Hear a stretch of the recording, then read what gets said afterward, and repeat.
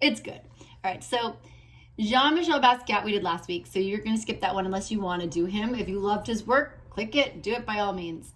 We're going to move on to Romare Bearden, and we're going to learn a little bit about that. Please do not forget to submit the following 2 things. You have a 4-panel based on your discussion with a beginning, middle, and end, whatever 4-panel you chose. Here are the prompts if you don't want to draw it on your own paper. And then you're going to choose one of the motions here, one of them here, and you don't need to do from the copy of it, but choose, the PDF is right here, and I want you to choose one that you're going to draw, and you're going to submit both of these together today. So that's your rough draft. This is your practice today. So while the video's on, you're doing this, or you're drawing, it could be a cone, or you could draw your own turning point. So here's the assignment if you can't find it. And then if you want to, there's a way you can download it as a PDF, and you can draw it in a PDF. It just looks really crazy. All right, that's that. Let's keep going. And remember, we're not doing all these together, only some, because it would take way too long. I love it though. These are all my favorite artists. We're going to talk about the artist Romare Bearden. Romare Bearden was a 20th century American artist, and his artwork depicted the African American culture and experiences in creative and thought-provoking ways. He was born in North Carolina in 1911 and spent much of his career in New York City. As a self-taught artist, his early works were realistic images and had some religious themes. He later created abstract and cubist-style paintings in oils and watercolors, and he is best known for his photo montage compositions. These are works of art made from torn images from magazines, and they were put together to make visually powerful statements on African American life. The works of Romare Bearden cover a wide range of techniques and styles. In college, Bearden aspired to be a cartoonist, and he drew for Boston College's humor magazine in the early 1930s. He continued his cartooning and moved to New York City. He studied there in medical school and graduated with a bachelor's degree in science. Hang on. Have you noticed a theme between a lot of artists with the anatomy or medical school component?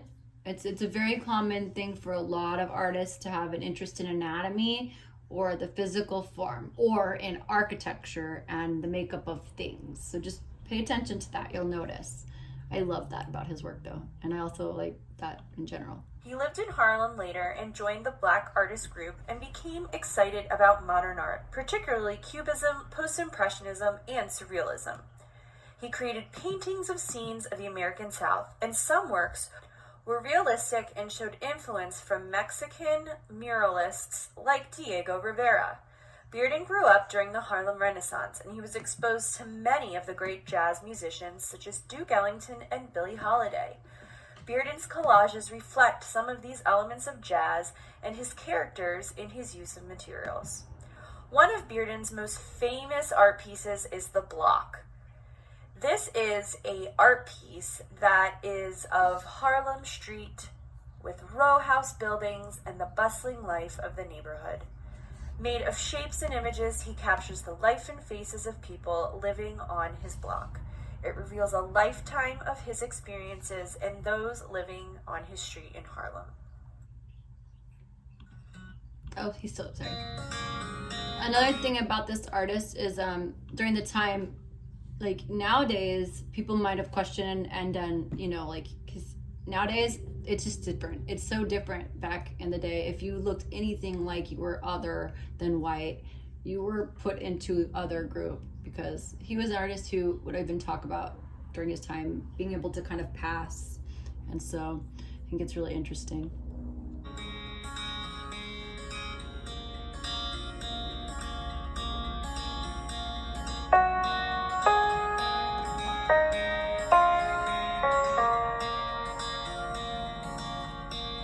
Where's James? Does he have an appointment today?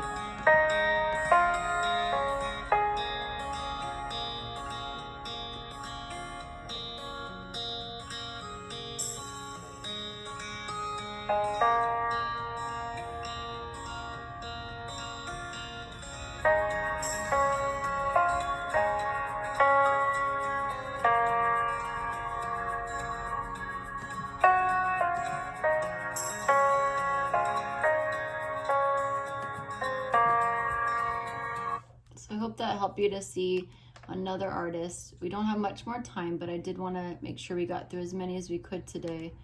and see as much possible art as possible. So if you want to do that prompt, you can. Yeah.